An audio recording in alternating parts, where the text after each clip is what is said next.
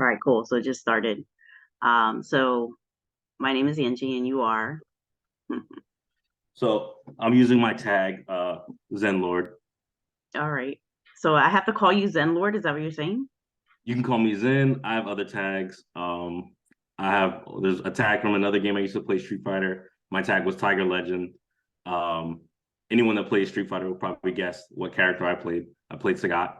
Um, I had another tag when I was younger, Emblem Lord, because I was a huge fan of a strategy game called Fire Emblem, and the main class of that character was Lord.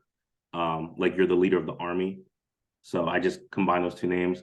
Zen Lord, I changed it to be Zen means balance. So it was kind of a change to represent like what I'm striving for. But I might change it again. I'm thinking about that. All right, I'll call you Zen. I like that. Yeah, that's All cool. right, cool. So Zen and Angie. All right. So what I wanted to do during this episode, so we're starting our first podcast. Yay, I'm super excited. Are you excited? Yeah, it's just a fun it's a fun project, just to see what happens and to explore the chemistry that you with someone that you think could add a different dynamic or a different perspective to certain topics that are going on in the world right now. I'm sure there's things that we both agree on, and there's some things that we disagree on. So it's going to be fun to see that interplay and that dynamic. Awesome. So I'll tell the group how we met. So what we're gonna do is we're gonna be doing Saturday morning sessions. We'll record. Whatever happens, happens. We'll upload to our YouTube channel and we'll figure it out from there. But we actually met on Facebook in a New Jersey singles group. So Marcel and I used to argue in the comments. So like I ran into him a couple times. It's like, wow, this dude like likes to argue with me. Like I put an opinion and he's already trying to like, dismantle it from six different directions. And I was just like, wow. So that was an interesting experience, like to meet you in what would have been like an AOL chat room, like an old chat room, but now we do it on Facebook. Mm, So you and I are members of this singles group because we both live in New Jersey, right. and we ran into each other. And then someone suggested that we should do a podcast with each other. So here we are, a year later, actually doing the podcast. So I want to just give ourselves a little pat because it took about a year for us to do it. Sure. Sure. So in that conversation, we said, we'll talk a lot about dating, right? Because that's kind of like the space that we're both in. Mm. So I'll give the audience a little bit about me, and then if you want to do the same. So I'm 43 years old. 43. Yeah. I've had two long relationships in my life, and I've been doing casual dating for the past 4 years, and now I've actually started doing intentional dating. So like I'm looking for more like a relationship. The 4 years that I was doing casual, I wasn't necessarily looking for a relationship. I was open to it, but if it didn't happen, I was fine with that too. So I'm kind of in the relationship status of dating, single, solo searching, growth, and really enjoying my time doing that. So I guess you could do the same. So I've been in many relationships, some very short. My longest relationship was about 5 years off and on. There was like a break, there was a couple breaks, but during those breaks, we didn't really take anyone that seriously. And I think we were kind of fooling ourselves because we really did still love each other. That was my longest relationship, about 5 years. And then my next longest after that is, I want to say, about a year and a half. And then the other ones are incredibly short, months. I used to date with intent, strong intent. I wanted the dream. I wanted to get married and have kids. And as I got older, I was like, do I really want those things? Am I the same person I was when I was in high school and college and in my early 20s? And I came to the conclusion that I'm not. And then I started dating much more casually. And now I'm kind of in between. I actually just started a new job, so I'm heavily focused on that. So if I'm dating, it's more exploratory. I'm just trying to figure it out, have fun. And if something serious occurs, that's cool. But I wouldn't say I'm looking for that. I think um, a lot of people, a lot of men especially, it's kind of the opposite where they start off casual and they get more serious. I'm the complete opposite. I was hardcore. I'm looking for something, and now I'm far more relaxed. All right, cool. So the interesting thing about both of us is that we're not therapists, we're not clinical psychologists, we're not anyone that would have a license to like really discuss dating other than these are our stories and this is what we learned. So my background is teaching. So I used to be a teacher. I've been in sales since that time frame. So I've done teaching for a couple of years. I've done sales, but customer service is pretty much my driving force in life. So I want to explain that I have no authority to like really have a concrete opinion on dating, but there's one thing that I do well, and I think that even in when I'm dating people is that I have high emotional intelligence. Like I can pretty much decide ahead of time whether or not I like someone and if I want to proceed, dating them. But I could also see patterns. So like I saw patterns in myself, and I'm really like introspective, and I do a lot of reflection. So I feel like in doing that, I was able to help other people who are also in the dating space. So that's kind of how you and I transitioned to this podcast, is that we both believe that we can help in some way, especially people who are in this dating space and trying to navigate what I call the modern dating world, right? It's like Yeah. fast paced. There are apps. There's primarily online dating. People are still trying to explore different ways to meet each other. Um, and I gave our perspective of our ages or maybe even what state we're in, just because people need to know that we're in that space still. Like it's not something that I feel like when you teach something, people expect mastery. They're like, okay, they're teaching relationships, right? Are they both Right. in a relationship? Yes, Mhm. I'm in a relationship with myself, and I'm actually pursuing, dating someone. So here's our topic for today. So we kind of gave inception. We explained how we met each other and why this podcast came around. Our Mhm. topic for today is first dates do's and don'ts. All right, Mhm. you ready for that? And neither one of us prepared for this, by the way. So we're kind of doing an ad lib of it. So I'm going Yeah. to use the whiteboard, right? Because I like kind of like this feature. I started using this more so in the past. I don't know. I would say the past 6 months when it became available during my Mhm. Zoom meetings and my regular job. So I'm going to be using it. I'm going to use it today. Hold on. All right. Now I just said that I used to be a teacher. So we're talking about first dates, do's and don'ts, right? My first question to you, Marcel, since I consider you a little bit more of an expert than I am, Okay. is, Sure. is the advice different for men and women? Um, absolutely. I mean, I wouldn't say it's different so much as it's a bit more involved. I think that women on average, most likely, and people can feel free to correct me, most likely have uh I think women have more expectations of the man on average, and men have less expectations of the woman. I think a man's expectations are mostly just as long as she's nice and not an axe murderer, and she doesn't say anything too wild like, "Oh, I'm a cannibal," he's gonna be okay. I think for women, it's there's a lot more observation going on, and it makes sense, right? Because I think on a first date, most men are really generally worried about, I hope I don't get played. I hope I don't get used as like a foodie call, right? I think that's the average guy's worry. The average woman, she's worried about being kidnapped. She's worried about being harmed. Women are more risk averse, and they're also looking for, is this guy safe and is he worth my time, so to speak? I think that, of course, both people are bringing their best representative. I personally, I think a lot of guys, especially, they want to strike while the iron's hot. They meet an attractive woman, and they want to go on a date with her. They want to have an opportunity to impress her and form a connection. A lot of guys will say, "Don't talk religion, don't talk politics," which to me is a faux pas. I think you're setting yourself up for failure because let's say you do click, and then you get to that second or third date, and you're complete opposites. And for you, you're like, okay, there's no compatibility there. All right, well, you just gave this person your emotional and mental and time and resources, and you're not compatible. That's not something I'm trying to do. So by the time I get to a first date with a woman, I've already been talking to her for probably at least a week.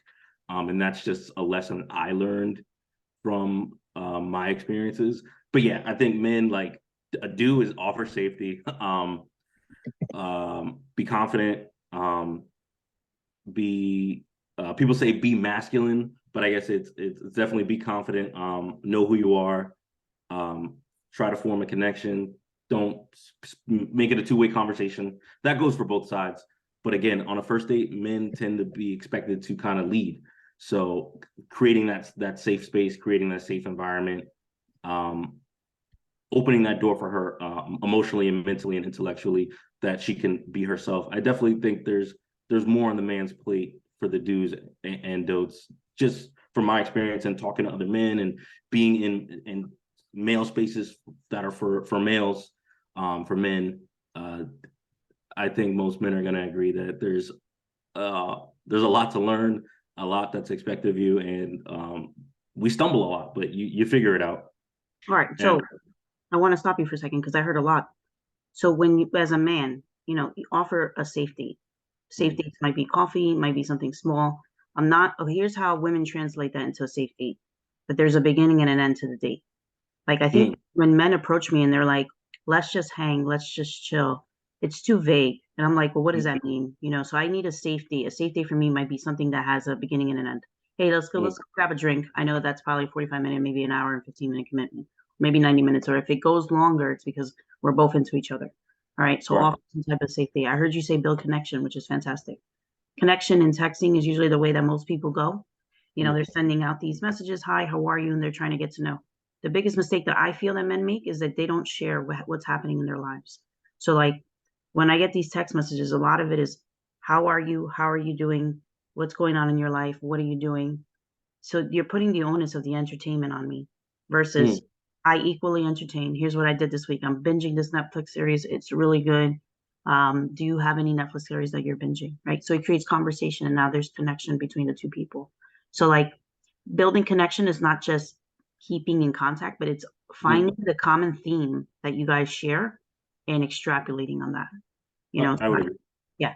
So I also heard you say confidence. That's a big one for women. A lot of women say that they respond to that regardless. For the women's side, you just said be friendly. Don't I be an would say, I exact. would say that's the man's expectation, not necessarily that that's all women need to do. I said from each sex's perspective. When I say men have low standards, women often say the bar is in hell. For men for that first, especially the first few dates, it's like honestly, as long as you're not a lunatic and you haven't had a million run-ins with the police and the man finds you attractive, you're pleasant to be around, the conversation is good, most men are gonna be okay with that. They're gonna say, all right, we could go on a second date. But from your perspective, yeah, like let me know. All right, I'm gonna do my do's and don'ts. Okay. Okay. So you just gotta kind of like keep track of it so that we can put it on the chart. All right, here are Okay. the do's for the men. Okay, the do's for the men. Ask. A lot of times men will text and keep texting, but then there's no ask for the date. So I Mm, think the average woman has an expectation that they're going to be asked out on a date within 1 week. mm. Okay, do you feel like a week is a good time frame? Two people have matched, they've met each other, maybe they met at a bar, or they met out in the wild, hiking, whatever. I Mm. think that if two people are meeting, they've exchanged some phone numbers, there's some interaction that says, hey, I'd like to meet you and there's a date coming soon. I would say yes, and I would honestly, realistically speaking, I don't even think most men have the patience to wait longer than a week to ask a woman out, presuming that he really wants to get to know her and see where it goes. I don't think most men honestly have the discipline to go longer than a week. I think most men, once they see that there's a connection, they it's almost like assuming the sale. It's like, okay, we're connecting. I'm like, guys that are really savvy, they probably wouldn't even ask for a date in the normal sense. They would probably say, hey, I'm free on these days. What works for you? Or, Saturday or Sunday, like this time, what works for you? I've definitely done that where I just assumed, hey, we've been talking 2 or 3 days. This woman likes me. Women have like a million guys trying to get at them. So if you're talking to me for 3 days straight, you like me. So hey, Saturday, what time works for you? And then she's like, oh yeah, we can meet for lunch for breakfast. Like, yeah, of course we can, because there's no way an attractive woman's talking to me for 3 days straight and she doesn't like me. So All right. definitely. All right. So I say ask for a specific date, but also ask about her interest, like Hmm. what she'd like to do on a first date. And then that way you start gauging some things. Now, the next thing that I tell men to do is to plan. Like if I see that a man can't plan a date, it starts to worry me about his social emotional skills. So I'm like, Hmm. all right, does he have a life outside of just chasing women? That's my first Hmm. question I usually ask myself. The second question is, if I go on a series of dates with him, are they going to be things that also entertain me? So I'm not only there to like, and I'm different. I know I'm different. I know that I'm a person that connects with conversation and I connect with experiences. So those are my languages. Like my love languages are quality time. So like if I go on a date with someone, are they taking me to a spot that I've never been to before? Are they, are Mm, they really investing? So I know that sometimes people are like, I don't even know if I like this person, so I'll offer coffee first. So we're not mm, talking about the coffee date. We're talking about when you're really starting to like get to know someone, that you start to plan something. So plan a date. So here's what I do, and I do this with the men that can't plan, but I somewhat give them a little bit of I give them what they call an assist, right? I say, okay, I mm. live here, you live here. I send them a map.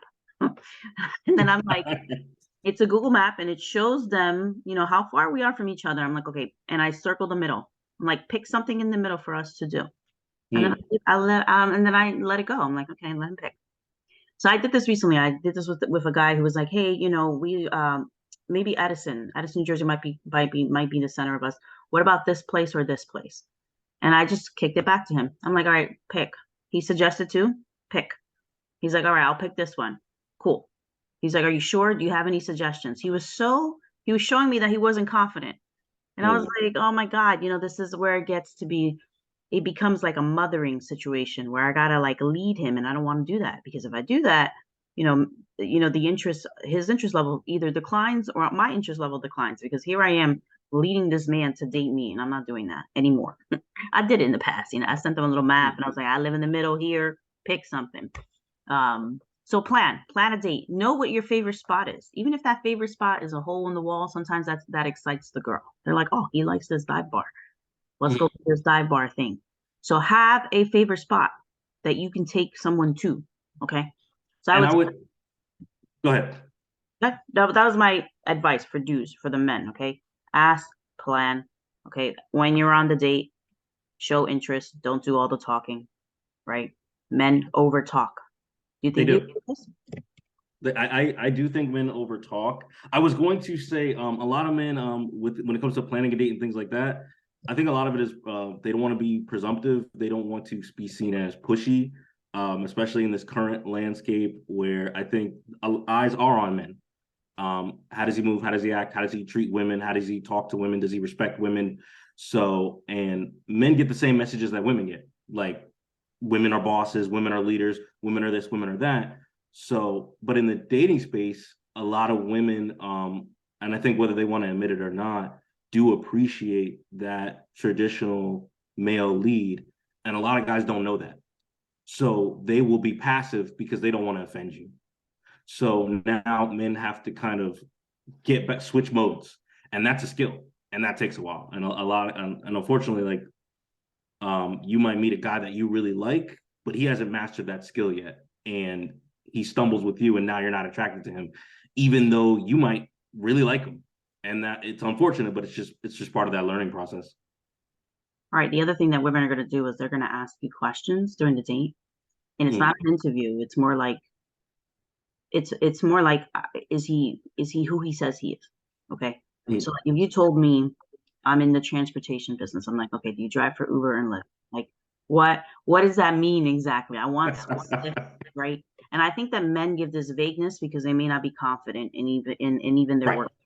We know we're going to be judged for our work. So if we think it's something quote unquote lowbrow or something that's not going to get us the result that we want, we will diminish it. The Uber and Lyft driver thing, that's so easy because women are big on connection. It's like, yeah, I get to drive Uber and Lyft. I get to connect with people. I meet from people from all walks of life. I met this gentleman who works in finance, and you tell her about that, and you just tell her about those experiences. Women are big on like emotional networking and communication. So even with that, there's a way to spin that. And I'm not saying you'll be able to get any woman that ever crosses your path, but there depending on how you frame something, it can be interesting, certainly more interesting than maybe you're giving it credit for. All right. A don't for men. Don't for men, I think, is expect affection on the first date, or even Mm, talk about it. Like I had a date recently where a guy texted me after the date and said, had I got in for the first kiss, he asked me, had I got in for the first kiss, would you have slapped me? And I'm like, I was like, I'm here with you. I had a great time. I told you I had a great time. You're texting me about a kiss after the fact. That means that on the second date, you're gonna try it. You're mm, kind of like you're doing an assist with me. Like you're already talking about affection. I was like, wait until we're both in that moment, was my response to him. mm, It's just like it's not something that I want to think about, but it's something that I want to feel. So as a woman, I want mm, to feel that I'm still safe and that when he mm. approaches me, he's gonna approach me from a place of like, hey, her safety is there, she likes me, I'm into her, I think the vibe is right. Like he's actually put some thought into it, not, are you gonna Mm. slap me? And I was like, nah, I wouldn't have slapped you, but I probably might have pulled away because I wasn't in that moment. You were in that moment. I wasn't. That's okay. It's just the first date. We're still trying to get to know each other. So don't expect any affection on that first date. Be a gentleman. It's safer to be a gentleman than to go in and be like, I'm gonna just go in and see what happens. I think a lot of times people do that. I've gone on dates where the guy kisses me at the beginning of the date, and he's just Mhm. like, I just want to get it out of the way. And it worked on that one guy. And I was just like, oh, okay, we're doing this. So it's like it worked because there was more of a connection with him. But when you're going and you're like a cold connection, it's kind of like something that you're still looking to build. You don't want to hold off on expecting any level of affection, especially on a first. Mhm. Um, I generally I think most of my recent first dates, the woman moved in towards me, um, which is fine. I usually don't press these things, but there were also a few where there was a few where I straight up just asked permission. I was in a woman's car. It was raining. The mood was there. I knew she was gonna say yes. Like you could hear like the soft pat against like her windshield. We had just ate. We had breakfast. I walked her to her car. I was like, "Can we talk?" I got in her car. I was like, "Okay, we're in this intimate space now. It's raining. We've been talking for like 2.5 hours. She's laughing, to the point where like she's red in the face. I'm like, she's not going to say no. Um, so I did ask, and I knew she was going to say yes, and she did. And she and I are still in contact, so that's nice. Um, what would you say is a do and don't for women? a do and don't for women. A do for women. Okay, I have a question. Before this Mm. podcast, did you shower? I shower before I go out, so after this podcast, I will shower. I think it's important to be clean on that first date. Mm, I feel like sometimes when I pass couples, I can tell they're on a first date because they smell good.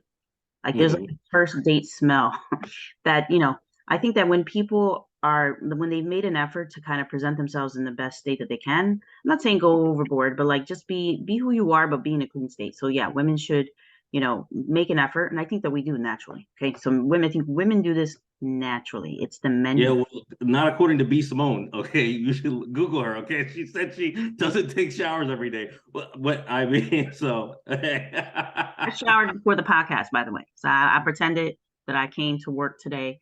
I may not be wearing pants underneath, but I'm wearing a shirt. I did my hair, and I was like, all right, you fine. got you beat there. I Yeah. wear pants on Zoom. Okay.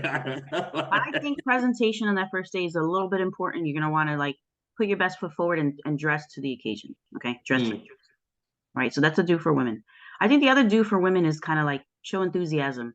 Say, hey, I'm excited to see you today or later today. You know, um, so that it's kind of like I'm still thinking about you. The date is confirmed. I think this is a mistake a lot of women make. Is like, oh, he didn't confirm with me. I hear this a lot with my girlfriends. I'm like, well, did you kind of like reach out to him and say, hey, I'm looking forward to meeting you? She's like, no, he should have did that first. And there's a should, like there's an expectation that hasn't been communicated between both parties as to who does what when. Okay. mm, So I think that that's a mistake. Women we should say, okay, hey, I'm excited to meet you.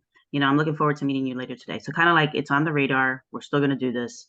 So I usually text in the morning if I have a date later on in the day and just say, hey, I'm excited to see you. So I think you have to show enthusiasm for your date, whatever that is. mm. Um, those are some do's. Yeah, lean in. If you like him, sit closer. That way he knows that there's a connection there.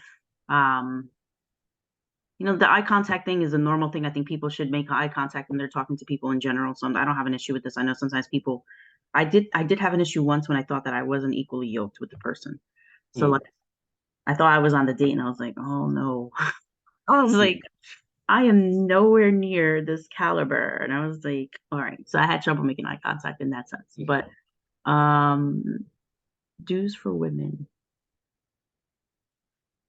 I don't I know. did like that you said show enthusiasm. I definitely think that's important. Because it's so funny because there's kind of always this conversation about which sex does what, and I think the reality is men don't mind really carrying the effort in the early courtship. I think most men really do just want appreciation and enthusiasm. I don't think most men want too much, and I think it goes far for men because we don't get a lot of it, I think, in our dating life. We don't get a lot of confirmation and appreciation and enthusiasm. We're taught that we have to chase a lot. So when we do receive that, we remember it. We hold on to that feeling. It is important to us. Right. Oh, a due. Okay, so this comes to like the payment. So I'm a high maintenance woman in the beginning of a relationship. I always expect men to pay for the first few dates. That's just my standard rule. The Okay. reason I do that is because I feel like there's effort behind it. But I also ask them to do things that are not expensive. Let's go, to the park for a walk, or, here's a historical site that I want to go visit. Why don't you come with me? So I'll suggest things that are free because I know that, not everyone wants to spend $80 or $90 or $150 on a date. Okay, 'cause I read somewhere that the average price of a date was like $150. I was like, oh, that's expensive, right? I think it's higher in New Jersey. I think it's like closer to 200. That topic came up in the group.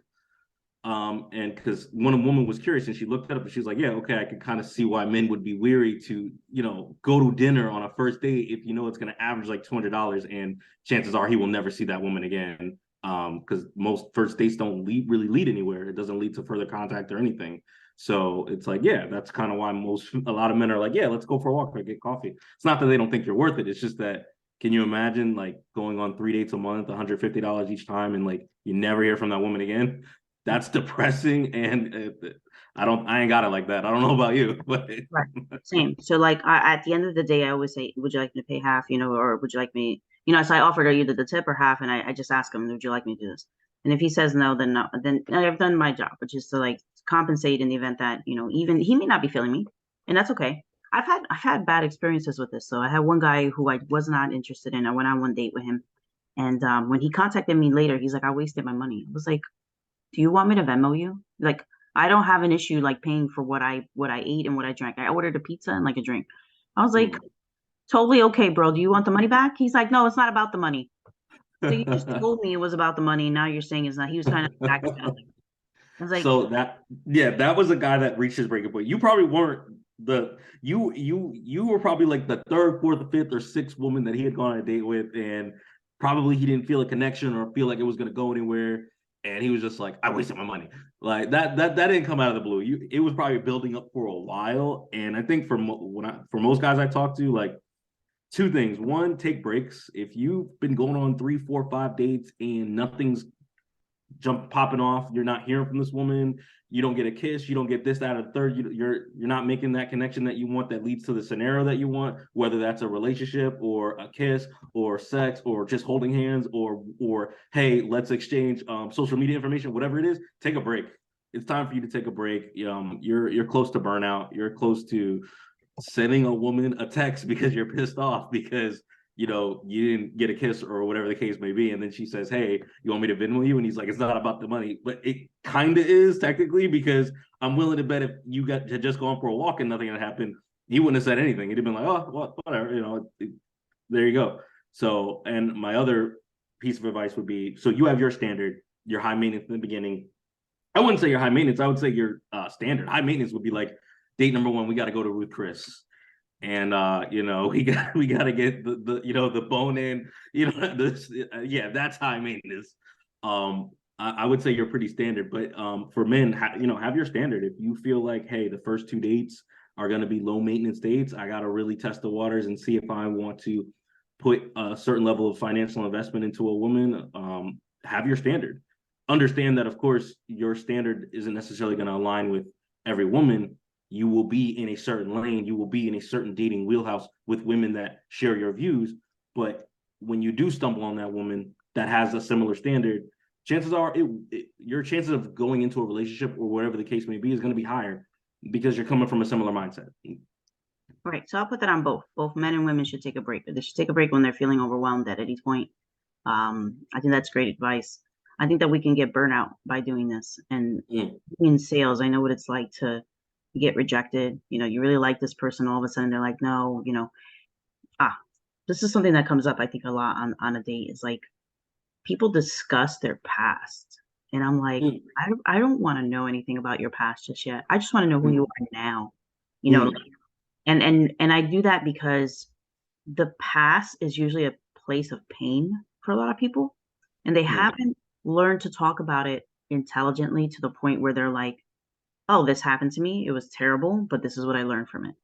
mm, If you are going to talk about the past in your date because it's significant, maybe to your personality in some way, I would probably frame it like that. Here's what happened to me. Here's what I learned. And here's how I'm doing better. Something like that. Like, not where it's in the past, it's still painful. And I think men do this a lot where they frame their exes as like villains. Like, she came in and she robbed me, she got all my kids. And I'm like, well, you're a participating party in that, so yeah, what? what led up to that? Like what led up? Yeah, It's that kills me when people say, both men and women, like, my party's a narcissist. So I was like, okay, so you're attracted to narcissism. That's and then that usually stops the person in their tracks. It's like, well, what do you mean? I'm like, if you had 5 exes and 3 of them are narcissists, you are attracted to these dark triad personality traits. There's something about these traits that you like, and maybe it's time to do some personal investigation, because the one common denominator in all those relationships is always you. So yeah, I would agree. Like, you, if your wife, and I am the son of a divorced man. I'm the son of divorced parents, so I see what that process does to a man. And I will always sympathize with any parent that had their children taken away or went through financial hardships because of a divorce. But in the back of my mind, I'm always thinking, were there no signs at all? And that might sound horrible and it might sound like victim blaming. But whenever I have conversations with people that are divorced, sooner or later they do tell me, yeah, I noticed she was terrible with money, or I noticed he was an alcoholic, or I noticed he had a gambling addiction, or I noticed she had this other major flaw in her communication. It's like, so you chose to ignore this because for whatever reason, you could have thought you really loved them. You could have thought that it was something that you could work out. And that is admirable. That is an admirable quality to have in a relationship. The idea that I love this person and we're going to get through it. But being in a relationship is a skill. And if someone has a flaw that's terminable to a relationship that inhibits the ability to have a healthy relationship, it's important to be able to recognize that. right. So I think that since men, in my opinion, that, one of the things I notice is that they lack friendships. And in lacking friendships, they tend to talk to their date about what's happening in their lives because they want empathy. And the problem with me giving empathy is that I'm in a mothering role if I do that. Mm, So I usually kick it back to them like, hey, we'll talk about our past a little bit later. So I usually address dates, like, or rather the past, like date 3, date 4, date 5. Because at that point I'm a little bit more invested. I'm interested, like I've gone on several dates with this person. I really want to get to know them. Now I'm going to ask questions about their past. So I want to caution the audience, like, don't do relationship math. Relationship math is like you trying to figure out if he's had X number of years, X number of relationships, and you have some formula in your head that says that this person is now ready to date. Do not mm, do relationship math. Whatever that math looks like to you, don't do it. The first couple of dates should just be about, do I like this person? Do I want to spend more time with this person? Do I feel safe? A lot of times women have a safety concern. You already talked about women are more at risk adverse. I think men are too, sometimes, depends. But I think that the first date should always be about calmness, a feeling mm. of like, oh, wow, I had a good time, laughter. That's what it looks like to me. So like I laughed, I felt calm, I really wanted to go back. I have something called first date high that I typically experience when I really like someone. Like when I come home, I'm like, wow, I really like this person. I made the mistake of inviting them home on the first day. I was like, oh, okay, don't do that. But I really do experience like an emotional high. Like I'm like, wow, I Mm. like this person. I don't know how it is for you, but like when you have that first date and it's a really good first date, there's an emotional high. So if you have that feeling, go on to the second. If you have the third, go on. And sometimes people give people other opportunities too. Like they're like, oh, I didn't have that emotional high. I didn't really know. That means go out and explore a second one, maybe a third. But by the third, I think you know whether or not you want to continue to get to know this person on a romantic level. Like maybe you can get to know them on a friendship level. I've actually experienced guys say, hey, I don't want to be your friend. I'm like, all right, I get it. You want to be my friend, but my friendship is good. You're like, what's wrong with my friendship? And I was like, all right, cool. But like, it's important that when you talk about your past is when both parties are invested, they're actually interested. If you try to do that on the first date, you're looking for some level of therapy. And a woman that gives that to you in the first date, you already have a dependency relationship starting to develop, and that's not good. Mm. Be about fun. Shouldn't be about getting to know each other, being in a calm place, entertainment, first couple dates. And then when you start investing is when you start diving into each other's past. Yeah, that I would agree with that. Like I said, for me personally, my methodology is slightly different. I half the time, by the time I've gotten to a first date with a woman, I probably know a little bit about her. During COVID, I definitely experimented with how I date and the questions that I ask and how long do I talk to a woman before I like go on meet her. There was one woman I was talking to. We were in each other's lives for a good month, I want to say. And then we kind of fell off, but we had been talking for a while, so we knew each other at that point. But of course, everyone's methodology is going to be different. But I would agree overall that for the first date, the goal is really just keeping it light, connectivity, forming some sort of commonality, figuring each other out on a basic level. Do I like being around this person? Am I interested in getting to know this person? You know, do I have is there some type of a switch that has triggered me to feel like, okay, I would like to pursue further emotional investment with this human being. Yeah. I think that's what it really comes down to. All right, cool. We're kind of, so we promised ourselves we wouldn't go any longer than 40 minutes. So we want to make sure that our time. Okay. So Right. this will be our format. Saturday mornings, we'll do a little discussion. We'll pick a topic. We'll dive deep into it. I was using the whiteboard for like the first time, so I have to learn Mhm. how to use it a little bit better. But hopefully I it'll I resonate. think you can type words with it, but I haven't messed with it since my training in Zoom like a year ago. So I would have to experiment with it a little bit more. Yeah, maybe this week I'll actually put some time into like learning it a little bit better. That way we can kind of like do a little bit more teaching elements of relationships and things like that. Mm. All right. I do want to say that you said, you're not a trained psychologist or a relationship expert. I feel like I'm in the same boat. I'm a normal guy, but I think that empowers me even further. I'm not a scientist. I'm a normal man interpreting the dating market as I take it. I think a lot of men can relate to that. I don't have a doctorate. I don't have a PhD. I can refer to data points from experts that I research and study, but I'm still a normal man interpreting that data through my own perspective. And I think a lot of people can appreciate that because we're at a turning point in dating where, in many ways, we're returning to the way we used to be, where it was women that kind of got most of the food through gathering, and men were like prize hunters. Like we hunted meat, but we didn't necessarily depend on meat to survive. So we were kind of equalized. And I think there's a huge paradigm shift now that women have not experienced since our beginnings in this past century, where now women are becoming more equal and everything's kind of on its head and we're trying to figure it out. It's stressful, but it's also fun. All right, maybe that'll be our next topic is like how the dating market has changed based on how we live. So Mm. we'll talk about that maybe in the next show. But we're running out of time, so I just wanted to say thanks everyone for tuning in. Obviously, you'll tune in after the fact, but we'll read the comments. Maybe we'll even share them on the next show. So see you next Saturday. All right, see you. And just let us know what you think and what type of topics you want us to discuss. All right, cool. Bye. Later, guys.